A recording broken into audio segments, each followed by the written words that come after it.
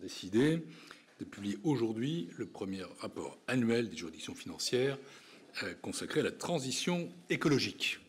Nous avons des sigles ici. Nous avons le rapport public annuel, le RPA. Nous avons le rapport sur l'exécution du budget de l'État, le RBDE. Nous avons le rapport sur la situation et les perspectives des finances publiques, le RSPFP. Désormais, il y a le RPTE, donc le rapport sur la transition écologique. Je dis il y aura parce que c'est un rapport qui a vocation à être annuel et qui traduit bien l'ambition de la Cour de travailler de plus en plus avec ce prisme de l'écologie comme guide de ses contrôles. Lors de la présentation justement de notre rapport public annuel de 2024, qui portait, on s'en souvient, sur l'adaptation au changement climatique, je m'étais engagé à ce que la Cour, pour répondre aux attentes des citoyens et du Parlement, publie une première année donc de ce rapport annuel d'ensemble sur la transition écologique. C'était un pari ambitieux compte tenu de l'ampleur du sujet, et c'est désormais un pari tenu. C'est une première. Nous ferons plus, peut-être mieux dans les années qui viennent, mais c'est une pierre qui est posée et c'est la première pierre d'un édifice. Pourquoi ? D'abord, avoir souhaité que la Cour se penche chaque année sur les politiques de transition écologique, ou RPTE. Il suffit de voir les événements, ceux de cet été, sans même avoir à revenir plusieurs mois en arrière, qui nous ont rappelé une fois de plus la nécessité impérieuse d'agir. La canicule précoce de juin, qui a généré une surmortalité estimée à 5,5% des milliers de passages supplémentaires aux urgences, des coûts économiques évalués à 0,3 points de PIB par les assureurs.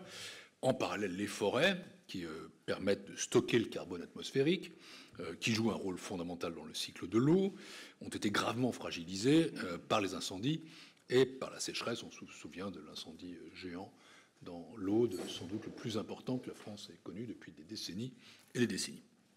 Les groupes d'experts internationaux, le GIEC pour le climat, l'IPBES pour la biodiversité, nous ont alerté de longue date sur l'ampleur et la rapidité de cette dégradation continue de notre environnement. Ils appellent à des transformations profondes et coordonnées pour protéger nos conditions de vie, pour protéger la santé publique et pour protéger l'activité économique. Et aujourd'hui, comme le disait Montesquieu, ce ne sont pas les médecins qui nous manquent, c'est la médecine. Les analyses scientifiques diagnostiquent sans ambiguïté l'origine de ces dégradations. Il est désormais indispensable à nos yeux que la Cour des comptes, dont le rôle est d'éclairer le citoyen, d'accompagner le décideur public, analyse la pertinence et l'efficacité du traitement, c'est-à-dire des politiques publiques de transition écologique. Il est vital de répondre à cette urgence écologique, non seulement pour nous adapter au changement climatique, mais aussi pour le limiter. C'est l'atténuation, en diminuant nos émissions de gaz à effet de serre, en contenant l'érosion de la biodiversité, la raréfaction des ressources qui se déroulent sous nos yeux. Cette action doit être vigoureuse. Elle doit aussi, bien entendu, tenir compte de la situation dégradée de nos finances publiques. Ce n'est pas une contradiction, mais c'est sans aucun doute une contrainte qui doit être prise dans l'équation. Faisons en sorte, en tout cas, que la transition écologique en pâtisse le moins possible de la situation des finances publiques, parce qu'elle est indispensable pour protéger nos sociétés. Il faut faire des efforts pour réduire les déficits. La transition écologique ne peut pas en être la victime ou la variable d'ajustement. Maîtrise budgétaire, développement économique, transition écologique ne sont pas antinomiques. J'y reviendrai, ils sont complémentaires.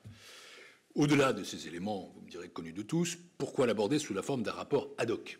On pourrait dire, ça faisait longtemps déjà que nous faisons beaucoup de rapports sur la transition écologique, pourquoi un rapport public annuel ? Ce rapport, vous le savez, loin d'être la première publication des juridictions financières sur la transition écologique. Nous avons investi depuis plusieurs années ce champ très large des politiques publiques qui englobe l'atténuation du changement climatique, l'adaptation à ce changement, l'utilisation durable et la protection des ressources en eau, la transition vers une économie circulaire, la prévention et la réduction des pollutions, ou encore la protection et la restauration de la biodiversité et des écosystèmes.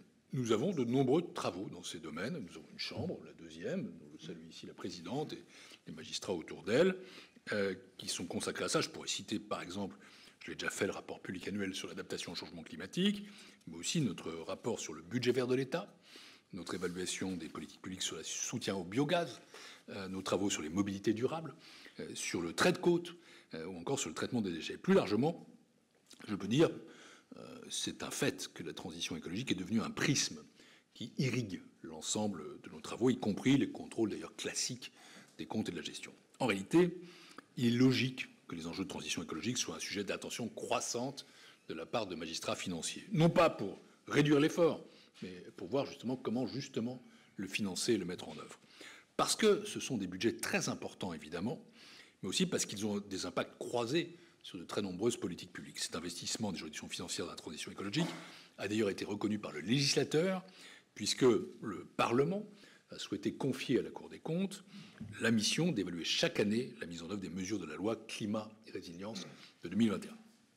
Ce rapport s'inscrit aussi et surtout dans le rôle de tiers de confiance de la Cour des comptes. Nous devons contribuer au travail d'objectivation, d'explication sur la transition écologique, qui est par définition un enjeu très complexe, d'autant que les débats autour de sa définition et de sa nécessité sont plus ou moins éclairés et qui ne sont que trop rarement sereins ou documentés. Il est vrai que la profusion de lois, de stratégies, de plans dont les sources sont internationales, européennes ou strictement nationales n'aide pas à rendre intelligible le cadre des politiques de transition. La première valeur ajoutée de cette publication que je vais vous présenter maintenant, c'est de mettre en valeur les travaux des juridictions financières sur la transition écologique dans un rapport unique. Ce n'est pas un rapport spécifique, c'est au fond l'addition, la synthèse, le résumé, la substantifique moelle de travaux qui sont déjà menés. Il doit donner, ce rapport public annuel sur la transition écologique, une cohérence à l'ensemble et mettre en perspective nos observations. Il doit mettre en exergue des situations similaires dans divers territoires, identifier certaines évolutions générales, des bonnes pratiques ou, à l'inverse, des insuffisances fréquentes et notables. Ce rapport, au-delà de cet aspect de synthèse, il a une deuxième valeur ajoutée qui, me semble-t-il, est la plus importante, qui est que l'équipe a mené une instruction sur 4 enjeux névralgiques qui sont communs à toutes les politiques publiques de transition écologique, parce qu'au-delà de la synthèse, il y a aussi le focus autour de ces 4 thèmes: la gouvernance, les résultats, le financement, les leviers mobilisés. Vous voyez donc que c'est une assez vaste ambition. Chacun de ces enjeux, évidemment, est crucial. La grille d'analyse que je viens de vous présenter, résultats, gouvernance, financement, levier, vaudra pour les éditions des prochaines années. Vous voyez que ce rapport est à la fois au cœur de nos métiers, des juridictions financières, dans leur mission de contrôle des exécutifs, d'évaluation des politiques publiques, de sincérité des comptes. Il est complémentaire des autres travaux majeurs, parmi lesquels le rapport annuel du Haut Conseil pour le climat, et j'espère qu'il deviendra chaque année maintenant un des repères du débat public en la matière sur cette question essentielle. J'en arrive, après cette présentation que je ne ferai pas chaque année, je la ferai d'autant moins que c'est la dernière année que je préside la Cour des comptes, mais mes successeurs, je pense, pourront aussi faire l'économie du pourquoi on fait un rapport, puisqu'il aura désormais lieu annuellement. J'en arrive aux premiers et principaux messages que nous tirons de ce premier rapport annuel sur la transition écologique. Le premier message, c'est le suivant. Même si la transition écologique est engagée, les résultats constatés, donc je parle des résultats, sont encore très en deçà des objectifs et des enjeux, et ça nécessite un pilotage renforcé. Vous savez que la France s'est engagée à réduire ses émissions carbone, ses pollutions, ses déchets, à protéger la biodiversité et la ressource en eau. Sur ces différents points, des progrès sensibles ont été enregistrés. Les émissions de gaz à effet de serre ont baissé de plus de 30% depuis 1990. La qualité de l'air s'est améliorée dans certaines zones du territoire. Des politiques structurantes ont été mises en œuvre pour l'eau et pour les déchets. Mais ces résultats, il ne s'agit pas de les nier, ce sont des résultats encore fragiles. Et surtout, le rythme et l'ampleur de mise en œuvre restent insuffisants pour atteindre les objectifs fixés. D'abord, le rythme de diminution des émissions de gaz à effet de serre a ralenti, notamment ces derniers mois. L'atteinte de la neutralité carbone en 2050 apparaît incertaine, d'autant plus que les capacités d'absorption des puits de carbone, comme la biomasse forestière et non forestière, diminuent. En réalité, l'empreinte carbone de la France reste plutôt élevée, surtout si on prend en compte nos émissions importées, qui sont en progression, elles, depuis 1990. En parallèle, le déclin de la biodiversité s'accélère. À titre d'exemple sur ce point, un des indicateurs les plus robustes qui existent, c'est le taux d'abondance des populations d'oiseaux communs de l'Hexagone. Or, cet indicateur met en évidence une baisse de 31% des populations d'oiseaux entre 1989 et 2023, jusqu'à 44% pour les espèces des milieux agricoles et bâtis. C'est donc considérable. En outre, l'adaptation au changement climatique, je rappelle de quoi il s'agit, ce sont les politiques publiques qui préparent et protègent les populations, l'environnement, les infrastructures des effets du changement climatique, accuse un retard préoccupant. Je souligne ce mot. Et pourtant, les effets du changement climatique, eux, s'accélèrent et se renforcent. Face à ces constats, la Cour recommande de prendre des mesures correctrices. Ce que nous relevons, c'est que les politiques mises en œuvre sont nombreuses, qu'elles sont ambitieuses, mais qu'elles restent dispersées, sectorielles, peu articulées entre elles. Ni les indicateurs de suivi de ces politiques publiques, ni leur démarche d'évaluation ne suffisent. Ça ne permet pas toujours de vérifier que la trajectoire que nous suivons est conforme aux objectifs annoncés. Nous déplorons aussi, pour plusieurs politiques publiques de la transition écologique, l'absence de coordination, voire des approches différentes entre acteurs. Ce qui nous amène à dire que le pilotage des politiques de transition écologique est donc largement perfectible pour atteindre nos objectifs. Pour ce qui est de la décarbonation, la Cour recommande de fixer des objectifs de réduction de l'empreinte carbone, c'est-à-dire des émissions de gaz à effet de serre liées à la consommation des Français. Cet indicateur permettrait d'inclure les émissions liées aux biens importés. Je vais essayer d'illustrer concrètement ce que ça changerait en termes d'ambition écologique. L'empreinte carbone moyenne des Français est évaluée à 9,5 tonnes équivalent CO2 par habitant. Par contraste, l'indicateur des gaz à effet de serre sur le territoire, qui est l'indicateur de la stratégie nationale bas carbone, est évalué à 5,9 tonnes par personne. Par ailleurs, avec la désindustrialisation incontestable de notre économie, même si elle se ralentit, notre empreinte carbone a augmenté ces dernières années, malgré une légère diminution en 2024. À l'inverse, les émissions de gaz à effet de serre sur le territoire diminuent depuis plusieurs années. Il faut donc utiliser des indicateurs qui soient pertinents et à la hauteur de nos ambitions. En termes de gouvernance également, la structure actuelle doit être renforcée et consolidée. Pour renforcer l'efficacité et la cohérence des politiques publiques de transition, les administrations et les collectivités sont mobilisées. Notre rapport le souligne. On ne part pas de rien du tout, au contraire. Depuis 2022, la France a fait d'ailleurs le choix d'un mode de gouvernance original avec le secrétariat général à la planification écologique, le SGPE, placé auprès du Premier ministre. Aucun autre pays ne dispose d'une telle structure interministérielle. Le SGPE a déjà permis de produire une feuille de route bas carbone et de coordonner l'action de l'État. Mais cette institution est jeune. La Cour recommande que son action soit confortée. Nous voulons renforcer le SGPE. Depuis plusieurs mois, il faut le reconnaître, péripéties aidant, la préoccupation écologique semble être passée au second plan de l'actualité, du fait d'autres priorités internationales ou de préoccupations budgétaires que je serai le dernier à sous-estimer.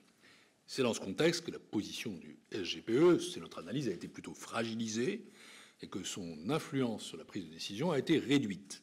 La Cour préconise qu'il retrouve sa double capacité jeune de mise en cohérence et d'impulsion. Les arbitrages interministériels, en effet, doivent s'appuyer sur des propositions et des scénarios solides, y compris dans la définition d'une stratégie pluriannuelle de financement. Il nous semble que le SGPE a montré déjà, en peu d'années, qu'il pouvait jouer ce rôle.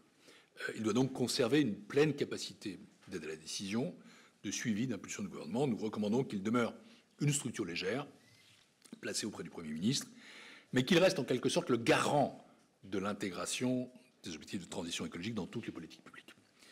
Le deuxième enseignement de notre rapport, c'est la nécessité de planifier, et de planifier mieux.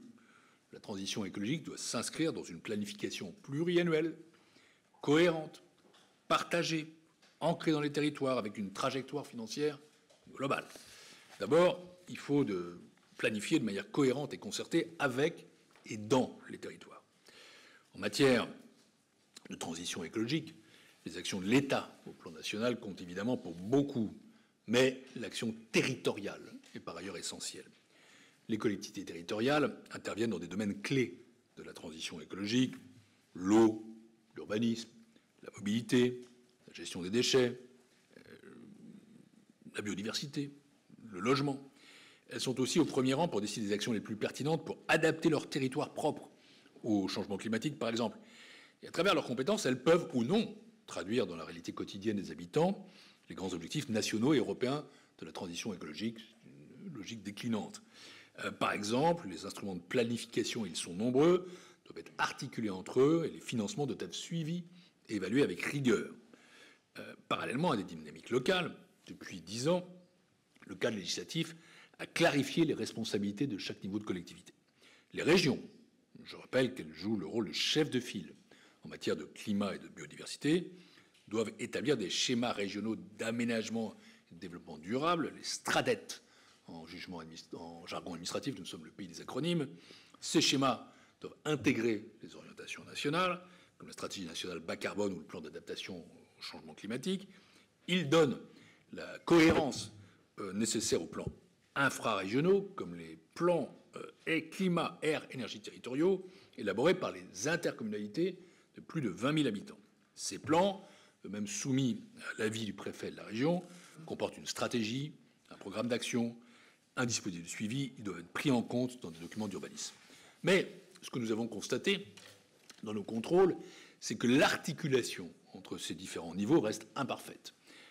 Par exemple, nous avons relevé des divergences d'approche dans la gestion du trait de côte, divergences qui fragilisent les politiques de prévention des risques littoraux. Autre exemple, en Corse, l'absence de plan régional de prévention et de gestion des déchets a conduit à des surcoûts très élevés pour les intercommunalités qui atteignent jusqu'à 80% de leurs dépenses de fonctionnement.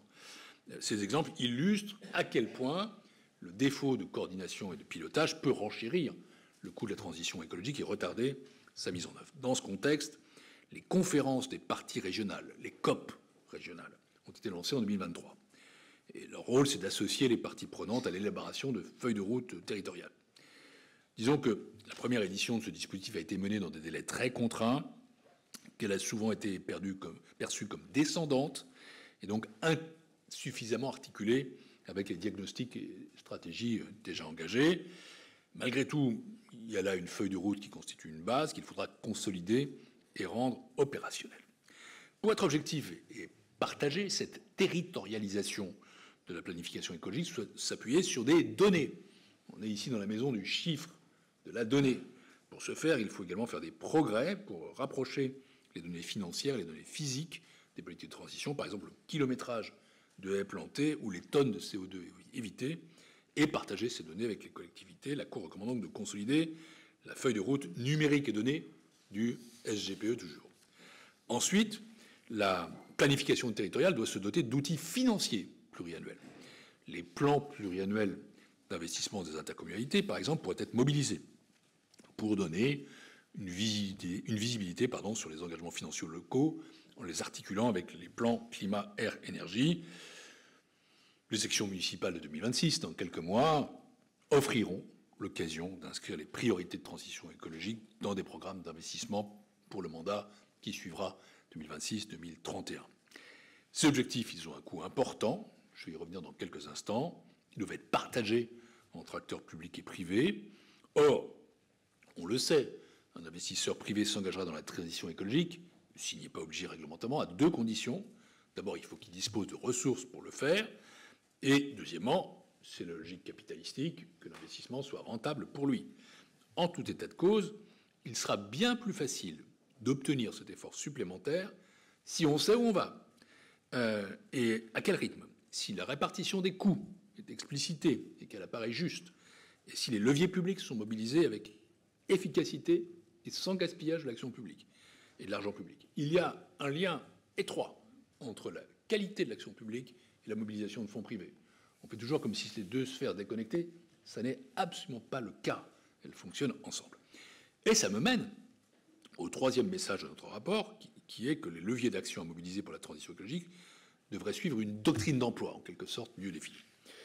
Les leviers d'action des pouvoirs publics pour imposer ou pour encourager des mesures de sobriété ou des changements de comportement sont multiples. Le premier levier, c'est la réglementation. Par exemple, le décret de 2019 dit éco-énergie tertiaire fixe des objectifs ambitieux de réduction de la consommation énergétique des bâtiments tertiaires, publics et privés. Il impose donc indirectement des investissements en faveur de leur rénovation énergétique. La fiscalité est un deuxième levier, notamment la fiscalité de l'énergie. Un rapport récent de la Cour a montré l'importance de cet outil dans l'atteinte des objectifs de décarbonation et dans la complémentarité avec les autres outils de politique publique. Le troisième levier, c'est la fixation d'un prix qui prendrait en compte le principe pollueur-payeur. C'est déjà le cas, par exemple, pour l'eau, pour les déchets ou pour le carbone. Enfin, il faut également, peut-être d'abord, être attentif à la qualité de la dépense publique mobilisée. Par exemple, il est crucial de réduire les dépenses publiques dommageables, telles que les niches fiscales favorables aux énergies fossiles. Il y a un débat budgétaire qui finira bien par commencer à un moment donné. On cherche toujours ce qu'il faut faire en matière de niche. Voilà les premiers chiens qu'il faut débusquer. C'est un message que je me permets de passer à titre personnel de manière un peu plus percutante, Madame la Présidente. Et pourtant, cette réduction des niches fiscales dites brunes semble aujourd'hui au point mort. La transition écologique impose de mobiliser, d'articuler ces instruments de manière cohérente, d'en renforcer l'efficacité, d'en rechercher l'efficience, et ça nécessite de combiner exigences réglementaires et incitations économiques. Les juridictions financières ont montré dans leur contrôle récent que certaines mesures de sobriété mises en œuvre par les collectivités avaient permis de réduire les consommations énergétiques avec un coût limité. C'est le cas de la diminution des plages d'éclairage public. C'est le cas du remplacement des ampoules par des LED. C'est le cas de la baisse de température dans les bâtiments, de l'installation de panneaux photovoltaïques sur les bâtiments publics, etc. Évidemment, si on les prend isolément, ces mesures peuvent paraître symboliques, voire parfois dérisoires. Mais à l'échelle du territoire national, c'est une vraie économie énergétique qui répond aux obligations réglementaires. Et à l'échelle locale, ces mesures permettent de contenir et de diminuer les dépenses de fonctionnement des collectivités, comme nous l'avons montré dans de nombreux rapports. Là encore, j'insiste sur ce message, il n'y a pas d'opposition entre une meilleure gestion des finances publiques et davantage de politique de transition écologique. Elles ne se signifient pas toujours par des coûts, elles permettent au contraire souvent leur réduction.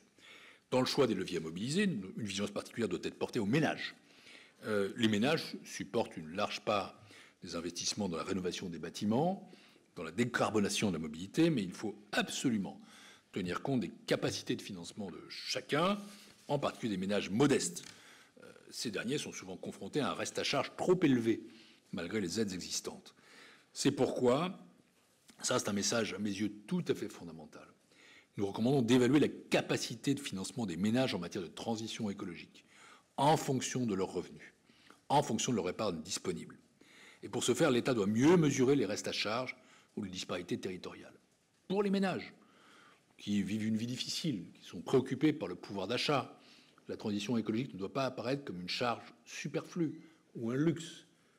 Il faut les aider aussi à la supporter. En parallèle, l'État doit donc choisir les mécanismes de soutien public les plus efficaces et les moins coûteux pour les collectivités publiques. Le quatrième et dernier enseignement de ce rapport sur la transition écologique est peut-être le plus important, c'est qu'il est indispensable et urgent d'agir.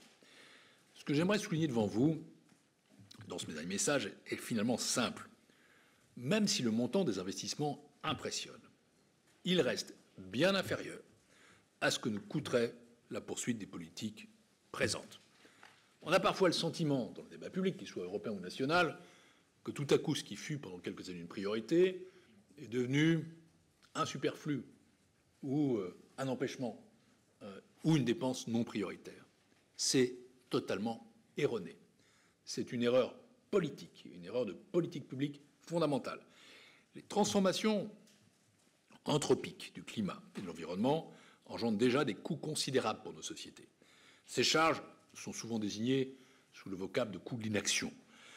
Et leur montant dépasse, selon toutes les études disponibles, les montants consacrés aujourd'hui et demain au financement de la transition écologique. Dans son rapport sur la stabilité financière de juin 2025, la Banque de France estime qu'un scénario de politique climatique constante entraînerait à l'horizon 2050 une perte de 11,4 points de PIB pour la France par rapport à un scénario sans changement climatique.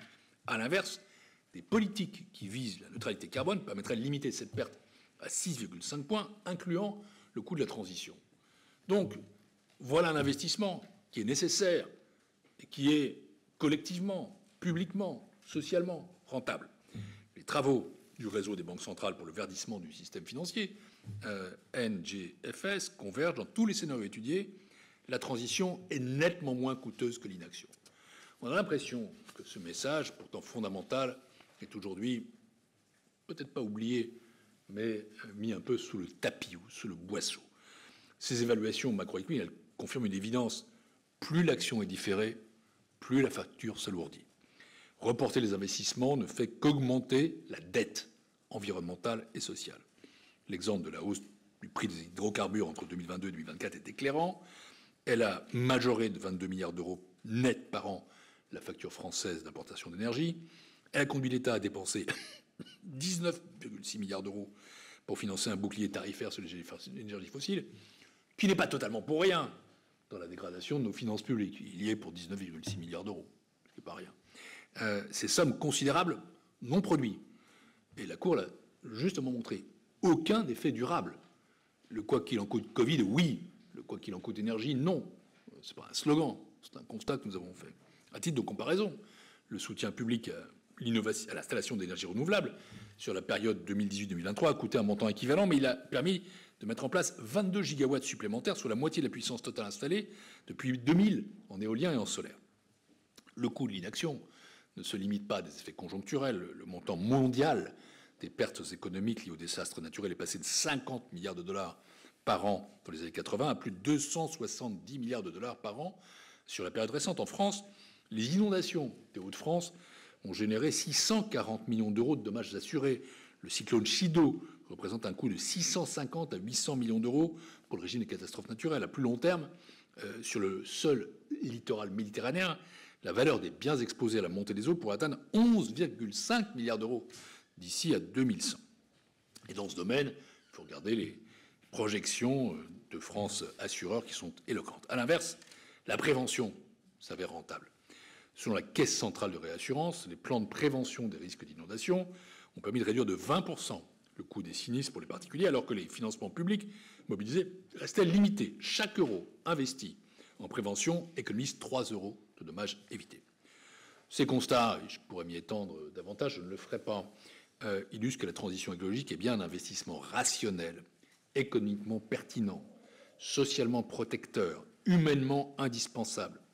Le problème, comme le soulevait déjà Mark Carney, devenu aujourd'hui le Premier ministre canadien en 2015, il était envoyé spécial, représentant spécial de l'ONU sur le sujet, c'est que les bénéfices de la transition, il était à l'époque à la Banque d'Angleterre, se manifestent souvent à long terme et qui ne profitent pas toujours à ceux qui investissent aujourd'hui. Évidemment, il y a une question que certains m'objecteraient, je vais y répondre, ces objectifs ont un coût. Il paraît paradoxal que la Cour des comptes, qui n'a pas cette réputation, préconise des investissements massifs. Or, le chiffrage des besoins de financement pour la transition est lacunaire. Les investissements en faveur de l'atténuation du changement climatique sont les mieux documentés. Pour réduire les émissions françaises d'au moins 55% d'ici à 2030 et les rendre neutres en 2050, il faudrait un effort d'investissement supplémentaire de plus de 100 milliards d'euros. Et au total, ça représenterait sans doute 200 milliards d'euros par an, car 100 milliards d'euros sont déjà consacrés à l'objectif d'atténuation. Il faut ajouter à cela les autres axes de la transition, comme l'adaptation, la biodiversité, la préservation de l'eau, la lutte contre les pollutions. Au global, les estimations convergent. Il faudra mobiliser environ 110 milliards d'euros supplémentaires d'investissement brut chaque année d'ici 2030, demain, principalement dans les bâtiments et les transports. Un effort financier additionnel est donc indispensable pour financer la poursuite d'objectifs. Ça exige des investissements de la part des pouvoirs publics, mais aussi et surtout de la part des acteurs privés, les ménages et les entreprises qui assument déjà les 3/4 des dépenses pour la transition écologique, 74% exactement, sur un total de 102 milliards d'euros en 2024. Donc n'assimilons pas ces 100 milliards d'euros, 110 milliards exigés à 110 milliards d'euros de dépenses publiques en plus, ce n'est pas le cas. Mais, dans le contexte budgétaire que nous connaissons, la mise en œuvre de la planification écologique devra largement reposer sur des investissements privés supplémentaires dans tous les secteurs d'activité. Pour les pouvoirs publics, nationaux et locaux, l'enjeu est double. Il s'agit non seulement de financer leurs propres équipements, les bâtiments publics, les infrastructures, mais surtout de mettre en place des leviers efficaces pour orienter l'investissement privé. Pour piloter cet effort, des outils existent, mais doivent être consolidés. La stratégie pluriannuelle des financements de la transition écologique, dont la première édition a été publiée à l'automne 2024, est une avancée majeure. Elle doit être enrichie, étendue à l'ensemble des volets de la transition, inscrite dans un horizon de temps long. La Cour recommande par ailleurs que cette stratégie soit transmise au Parlement au printemps, en amont du débat budgétaire, afin que la représentation nationale puisse se saisir de la question et éclairer les arbitrages financiers. Cette stratégie pourra s'appuyer sur les instruments existants, notamment les budgets verts, expérimentés par l'État depuis 2020, généralisés aux collectivités depuis 2024. Encore faut-il que leur granularité soit suffisante et que leur usage dépasse la simple analyse a priori. Il faut qu'ils deviennent un véritable outil d'aide à la décision. L'exemple de la métropole du Grand Lyon, qui utilise la budgétisation verte pour réorienter ses investissements, montre que cet outil peut être un levier stratégique. Enfin, la transition écologique, évidemment, mais je ne m'y étends pas, appelle une cohérence internationale. Les enjeux que nous affrontons, la concentration des gaz à effet de serre, la perturbation du cycle de l'eau, l'acidification des océans, sont mondiaux par nature et ne peuvent être traités que par une action collective à cette échelle. Les travaux récents économiques montrent que même dans un monde imparfaitement coopératif, la décarbonisation reste rentable, à condition d'être mise en œuvre à l'échelle d'une grande entité économique intégrée comme l'Union européenne. En définitive, investir dans la transition écologique, c'est notre message, c'est éviter des pertes économiques, sociales et humaines bien plus lourdes. C'est aussi un impératif de justice entre les générations. Ce que nous n'engageons pas aujourd'hui, nos enfants devront le payer demain au prix fort. Je précise que la Cour des comptes n'est pas constituée de militants écologistes, que ces travaux sont des travaux pas uniquement sérieux, documentés, pluralistes, et qu'il n'y a nulle contradiction entre le message que nous passons là sur la transition écologique et celui que je ne cesse de répéter sur les finances publiques. Et ceci de deux manières.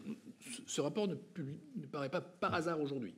Il paraît en amont du débat budgétaire qui finira bien par arriver, pour que les parlementaires intègrent la dette écologique à leurs travaux souhaitables sur la dette financière. Et deuxièmement, au fond, nous retrouvons ce que nous disons sur les finances publiques. Nous avons aujourd'hui une dette excessive, dette financière. Si la charge de la dette continue d'augmenter comme c'est le cas aujourd'hui, passant de 25 milliards en 2021 à 67 aujourd'hui, à 100 milliards demain, comment pouvons-nous être à la hauteur des défis de demain? Les défis de la paix et de la guerre, bien sûr, les défis de l'innovation et de la compétitivité, mais d'abord ce grand défi pour les générations futures, qui est le défi de la transition écologique. C'est bien parce que nous avons des investissements massifs à consentir pour notre bien commun dans la transition écologique que nous devons réduire notre dette financière et le faire impérativement. Voilà, mesdames, messieurs, vous l'aurez compris, pour nous, le statu quo n'est pas une option, ce rapport n'est pas un tract, c'est une démonstration. L'action rapide, ordonnée, planifiée constitue le seul chemin rationnel. Je veux saluer le travail rigoureux conduit par l'équipe des rapporteurs de la Cour et d'une Chambre régionale des comptes, parce que naturellement, j'ai beaucoup parlé de la dimension territoriale et on ne peut rien faire dans ce domaine si on ne combine pas l'européen, l'international et le territorial par le contre-rapporteur dans le cadre d'une formation interjuridiction placée sous l'autorité d'Inès Clerc-Mercereau, présidente de chambre de la deuxième chambre, qui est là, à côté d'elle, M. Alain, M. Boulanger, qui ont été, avec d'autres que je vois dans la salle, les piliers de ce travail collectif qui a beaucoup mobilisé la Chambre. C'est une première, forcément donc c'est perfectible, mais c'est une première audacieuse, ambitieuse, et je tiens fondamentalement à ce que ça devienne, encore une fois, un exercice désormais répétitif, parce que montrer à quel point cela irrigue nos travaux et participer ainsi au débat public, c'est quelque chose qui, je crois, honore la Cour des comptes et est utile aux Français. Merci également donc à l'ensemble des équipes mobilisées sur ces questions au sein des juridictions financières dont les travaux ont nourri ce rapport. La transition écologique J'en termine pas là, c'est pas une politique publique comme les autres. C'est aussi pour ça que nous la singularisons à travers ce rapport public annuel. Elle est, ou elle devrait être, elle doit être une composante, un objectif commun à chacune des politiques publiques, quels qu'en soient les responsables, nationaux ou territoriaux. Elle exige, je le répète, une gouvernance qui soit claire et renforcée, une intégration systématique dans les politiques publiques, des trajectoires physiques et financières crédibles, et surtout la conciliation de l'ambition environnementale et de la soutenabilité financière qui est au cœur de notre mission. Je suis convaincu que c'est possible, je sais que c'est un grand défi, c'est l'ambition de notre siècle et modestement, nous voulons à travers ce rapport y contribuer.